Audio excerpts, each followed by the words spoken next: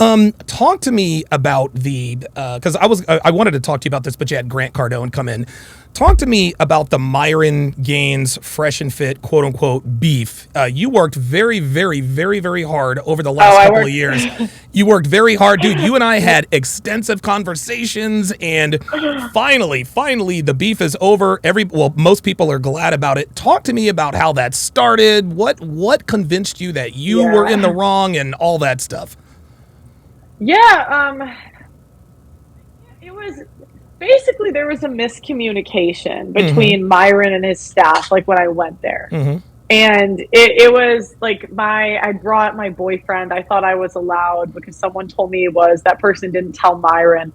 And so me and Myron basically it was, to be fair, it was like the week they got that whole Allende thing happened. You know what I'm talking about? Yes. It was like that same. Yes. So this man's on edge, right? Yeah. And so basically, he yelled at me during that time, just because I brought the guy, and I was just offended because at the time I thought, but then I made a hit piece talking about it, and it was just so stupid. I was just so wrong. I should have given him the benefit of the doubt. Like, it was such a stressful week for them. I was lucky to be there. So, and I honestly just became I just respected him a lot the more I did what he was doing. Right. So when I started interviewing 1,000 women, and so I came to the realization that it doesn't matter how you say things. Women use offense to control you. Yep. So they're just going to be offended anyway. That's right. And then I also realized Myron wasn't lying, because all these guys come on these shows and they say, oh, cheating's wrong, that's wrong, that's wrong, that's wrong. But they all do the exact same thing behind the scenes, no matter what they say on these stupid podcasts. That's right.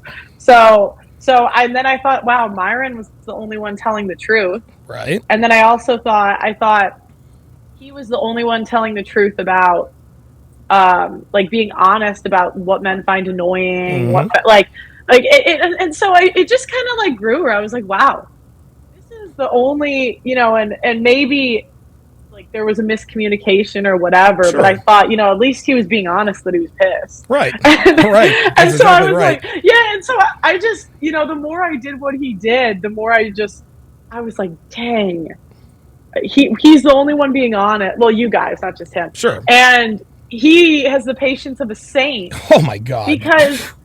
Because I wanted to pull my hair out after a year. Right. I wanted to, you can't pay me to do panels anymore. I'll be a guest, but controlling a room is so hard. It is. I'm done. You guys can have it. I will do my Pearl Daily episode. I'll maybe do call-ins where I can mute your ass and kick you off. There you go. But that is such a, no more panel shows for you. Keep the panel shows. I love Red Pill, but you can have the panel shows. So I guess over time after the incident happened, you came to find a new respect for Myron, because you were literally doing what he was doing. And so you understood the pressure and, not necessarily the paranoia, but he has people to look after. And of course, the whole Allende situation that exacerbated all of it. Well, yeah. And I understood also the paranoia you kind of get, because everyone's out to get you when you talk about this stuff. That's right.